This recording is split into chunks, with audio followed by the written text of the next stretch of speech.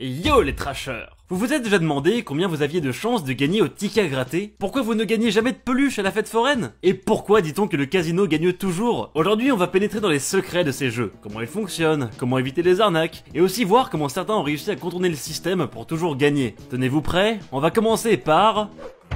les jeux à gratter. Les jeux à gratter, c'était un peu le truc hype sur YouTube il y a quelques temps, on voyait pas mal de gens gratter des tickets. Même si parfois les joueurs gagnaient de petites sommes, en général ils achetaient tellement de tickets avant de gagner que ce n'était pas du tout rentable. Mais bien sûr, il y aura forcément des gens pour vous dire que certains tickets vous font gagner plus souvent que d'autres, comme l'Astro où vous avez 30% de chance de remporter un gain. Mais c'est super débile de se dire que l'Astro est rentable pour ça, ce qu'il faut regarder c'est le taux de redistribution des gains, autrement dit ce que vous pouvez espérer gagner avec un ticket d'Astro. Ça se calcule avec l'espérance mathématique pour ceux qui se souviennent de leur cours de maths de lycée. Hop, on multiplie ça, on ajoute ça et bam! Avec un taux de redistribution de 66%, en gros vous perdez en moyenne 68 centimes par ticket gratté. Pas ouf, on va pas se mentir. Déjà tout ça devrait vous dissuader à jouer, mais tenez-vous bien, quelque chose d'encore plus ouf va totalement vous faire dire qu'il faut fuir le plus possible ces jeux. Quand les tickets sont imprimés, ils sont imprimés en livret, et ils suivent un processus qui n'est pas du tout du hasard en fait. Chaque livret contient pour 150 € de tickets à l'achat. Dans ce livret, on peut espérer gagner au total 50 €, répartis en petits lots de consolation de quelques euros. Vous savez, ces lots où on se dit, bon, au moins, ça rembourse le prix du ticket. Il n'y a par contre qu'un seul ticket dans tout ce livret qui a une valeur dite significative, en général d'une dizaine d'euros et très rarement un peu plus. Et le problème c'est que ce non-hasard, ça permet des petites magouilles entre ceux qui vendent les tickets et les joueurs. Ce monsieur c'est Robert Ribley, il a découvert ça en voyant des gens qui arrivent au bureau de tabac, qui prennent un livret de tickets entier sans le payer, qui le grattent devant le vendeur jusqu'à avoir un lot significatif, puis qui rendent le reste du livret et payent simplement les tickets qu'ils ont déjà grattés. Entre ceux qu'ils ont gagnés avec les petits lots qu'ils ont grattés plus le lot significatif, ils ont énormément de chances d'être bénéficiaires. Et le pire, c'est que du coup, le reste du livret ne contient plus que des tickets trop nuls qui ne valent pas grand chose. Et pourtant, ça n'empêche pas les vendeurs de les remettre dans leur vitrine, en sachant que toutes les personnes qui vont acheter ces tickets vont forcément perdre. Pas mal, hein? Ah oui aussi, la plupart des joueurs grattent leurs tickets dans le bureau de tabac, histoire de pouvoir retirer leur gain directement s'ils gagnent. Donc tenez-vous bien, si jamais un vendeur voit qu'aucun lot significatif n'a été gagné sur tous les tickets vendus d'un livret et qu'il n'en reste plus que quelques-uns, et bien parfois, hop, ils prennent le reste des tickets pour eux. Malin? Oui, ça, pensez-vous bien que ça a fait scandale, et depuis la Française des Jeux doit écrire au dos des tickets, au moment de votre achat, certains lots ou certaines catégories de lots ont peut-être été remportés. Mais bon, on est d'accord, c'est pas très clair, et ça cache toutes ces histoires de magouilles dont je vous ai parlé. Donc les tickets à gratter, j'avoue que c'est rigolo, mais si vous voulez un conseil, n'y jouez surtout pas. Les casinos. Vos parents ne vous le répéteront jamais assez, les casinos sont des génies du mal pour extorquer tout votre argent. On va d'abord considérer les jeux qui sont à 100% des jeux de hasard, les machines à sous et la roulette. Il y en a d'autres, mais c'est les plus connus. Dans ces jeux, vous avez toujours plus de chances de perdre que de gagner. Prenons les machines à sous, celles-ci ont ce qu'on appelle un taux de reversement. S'il est de 100% pour une machine vous rendra, après beaucoup de parties, en moyenne 1 € pour 1 € dépensé. Mais bien sûr, pensez-vous qu'en général, il est plutôt à 90%, voire moins, ce qui veut dire que pour 1 € dépensé, vous allez en moyenne gagner 90 centimes. À la roulette européenne, si on mise sur une couleur, on s'imagine peut-être avoir 50% de chance de doubler sa mise. Mais le fait est qu'il est aussi possible qu'un 0 sorte lors d'un tirage, ce qui réduit vos chances de gagner à 48,6%. Autrement dit, vous avez moins d'une chance sur deux de doubler vos gains, au long terme vous serez forcément perdant. La technique pour gagner? Il y en a pas vraiment, si ce n'est de s'arrêter dès qu'on a gagné un peu plus de ce qu'on avait au départ. Et justement les casinos le savent bien, et ils font tout pour vous faire rester le plus longtemps possible. Car en dehors des jeux eux-mêmes, c'est toute l'ambiance du lieu qui est propice à vous rendre accro. Plein de lumière, des couleurs, des flashs, de quoi attirer l'œil et vous rendre complètement fou, un peu comme un enfant devant Disneyland. Encore plus fourbe, à l'intérieur vous ne trouverez aucune horloge et pas de fenêtre, de sorte à vous faire perdre toute notion du temps lorsque vous jouez. Et c'est pour ça que des personnes peuvent rester des heures devant une machine à sous sans quitter leur fauteuil. Fauteuils qui sont d'ailleurs ultra confortables pour bien vous faire rester. Si vous êtes déjà allé dans un casino, vous aurez remarqué que c'est toujours un de labyrinthe. Bien évidemment, c'est une technique pour vous perdre dans le bâtiment, ce qui vous fait passer devant plus de machines ou de tables de jeu qui peuvent vous donner envie de jouer. Et ça s'arrête pas là, les casinos savent repérer les joueurs les plus profitables pour les casinos et n'hésitent pas à leur proposer des petites boissons gratuites qui vont les désinhiber pour les pousser à commettre des erreurs. Et les bons clients, il faut les chérir pour qu'ils reviennent le plus possible. Donc ils vont même jusqu'à leur offrir des repas, des nuits d'hôtel, un service en taxi, jusque pour les très gros clients, des voyages en jet privé. Et après tout ça, comment refuser de jouer? Mais le plus hallucinant, ce sont les croupiers qui sont là pour animer les tables de jeu. Ils sont pas que là pour guider la partie, ils sont formés pour manipuler les joueurs. Par exemple, quand un joueur gagne plusieurs fois de suite, le croupier va chercher à accélérer la cadence de la partie. Il va aussi se montrer impressionné pour pousser le joueur à être emporté par l'euphorie du jeu, ce qui fait qu'il va jouer sans réfléchir et il va faire des erreurs. Et à l'inverse, si un joueur perd beaucoup, le croupier va ralentir le jeu pour lui donner l'impression d'analyser et de maîtriser le jeu. Les croupiers ont l'interdiction d'empêcher les joueurs de continuer à miser leur argent s'ils le font. Et même si certains sont en larmes après avoir beaucoup perdu. Si les croupiers sont souvent jeunes dans les casinos, c'est que c'est un métier où il faut des nerfs d'acier pour ne pas craquer. La plupart ne restent pas plus de quelques années, tellement ils se sentent coupables devant des personnes qui sont poussées à bout.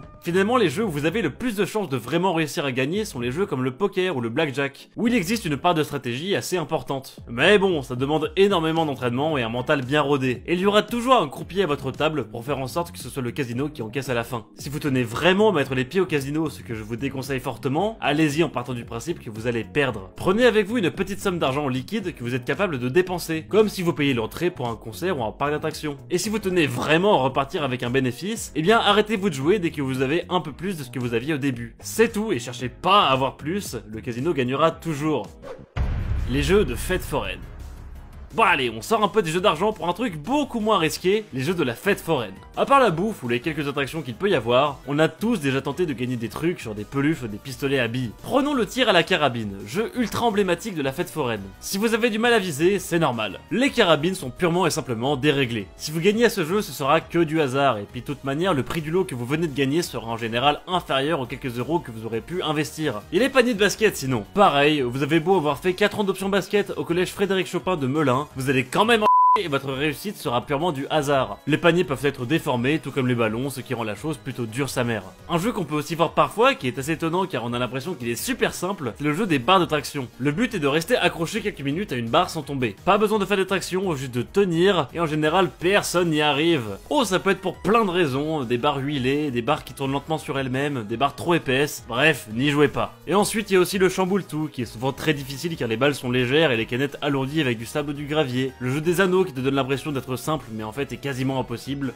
Bref. Mais ce que les gens kiffent par-dessus tout, bah c'est les machines à pince. Vous avez sûrement remarqué que bon, vous avez beau être pile sur la peluche Hello Kitty, cette de pince va gentiment la faire retomber au moment où vous pensez avoir gagné, si elle ne va pas juste l'effleurer sans la remonter. Alors vous inquiétez pas, c'est pas de votre faute. Si on jette un œil aux notices de ces machines, on comprend qu'elles sont à 1000% truquées. La force de pression qui exerce la pince peut être modifiée, une force nulle qui ne va rien attraper du tout, à une force de bison qui remontera la peluche à coup sûr. Mais pire que ça, vous aurez remarqué qu'en général, les machines contiennent des cadeaux de valeur semblables. Les peluches avec les peluches, les pistolets à billes avec les pistolets à billes. Et bien ça, c'est parce qu'il y a des machines dotées d'un programme où il suffit d'entrer la valeur de la pièce que doit insérer un joueur pour faire une partie, la valeur moyenne des objets qu'il peut gagner, et surtout le profit souhaité par le forain, et hop, le programme il calcule tout seul quand il doit laisser la pince capturer un prix quand il ne doit pas, en rendant tout ça un peu aléatoire pour donner l'illusion au joueur que la machine est normale. Ainsi des fois ça gagne, des fois pas, mais le forain sera toujours rentable au final, bien qu'il fasse semblant d'être un peu dégoûté que vous ayez gagné. Bon, de toute manière, tous les jeux de la fête foraine sont rentables pour le forain, donc espérez pas gagner beaucoup, soyez content si vous avez au moins pu avoir une peluche, et sinon allez vous acheter une gaufre, ça au moins, il n'y a pas de surprise.